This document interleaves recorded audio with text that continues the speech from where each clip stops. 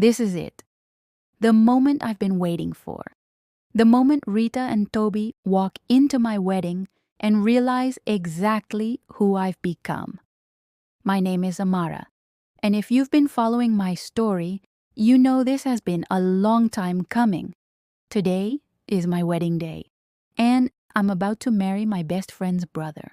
Let me tell you how this all went down. The morning of the wedding, I woke up feeling calm, no nerves, no fear, just this quiet certainty that today was going to change everything. My cousin helped me get ready. Are you sure about this, Amara? This feels like a lot. I've never been more sure of anything. The dress was perfect, simple, elegant, powerful. I looked at myself in the mirror and I didn't see the girl who got betrayed.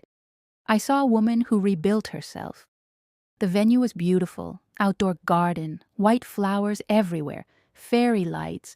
Kelvin had insisted on making it perfect, and it was.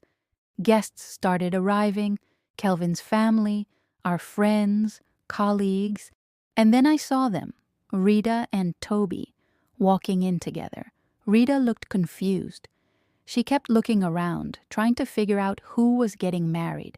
Toby looked uncomfortable, like he didn't want to be there. They found their seats, and they waited. The music started, everyone stood, and I walked down that aisle with my head held high, step by step, closer and closer. I watched Rita's face, at first confusion, then recognition, then pure shock. Her mouth fell open. She grabbed Toby's arm. He looked up, and when he saw me, his face went pale. I didn't look at them. I looked at Kelvin, my husband-to-be, standing at the altar with tears in his eyes. "You're beautiful," he whispered when I reached him. "So are you." The ceremony began. I could feel Rita's eyes burning into my back. I could hear her whispering urgently to Toby. But I didn't care, because in that moment I realized something. This wasn't about revenge anymore. It stopped being about revenge the moment I actually fell in love with Kelvin.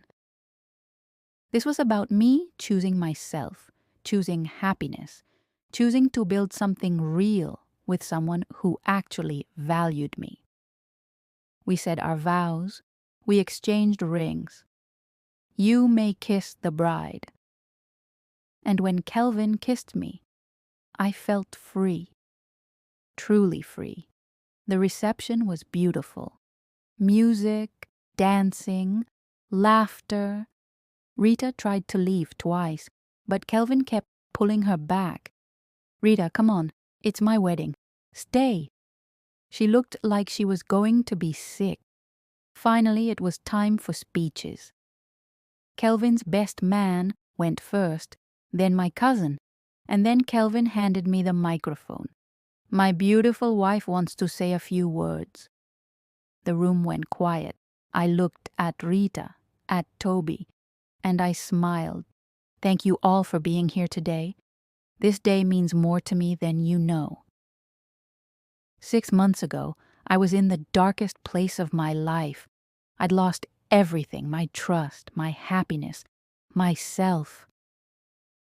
I was engaged to someone I thought loved me. I had a best friend I thought would never betray me.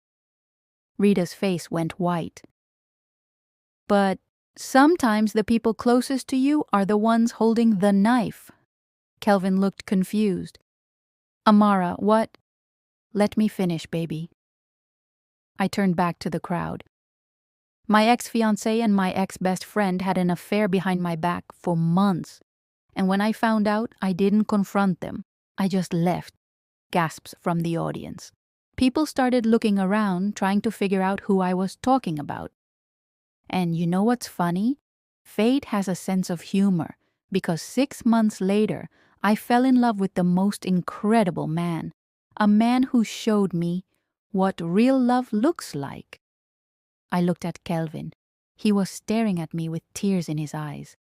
And that man, he happens to be the brother of the woman who betrayed me. The room exploded. Everyone started talking at once. Kelvin looked at Rita. What is she talking about? Rita stood up. Kelvin, I can explain. Sit down, Rita. I'd never heard Kelvin yell before. Everyone went silent. I continued. But here's the thing. I didn't marry Kelvin for revenge. I married him because somewhere along the way I stopped caring about what they did to me. Because I found something real, something worth fighting for. I looked at Rita and Toby. You two thought you broke me, but all you did was clear the path for me to find someone better. I handed the microphone to Kelvin and walked off the stage. The room was chaos. People were filming, posting, sharing. Within hours, the story went viral. Woman marries ex-best friend's brother after betrayal. The wedding speech that broke the internet.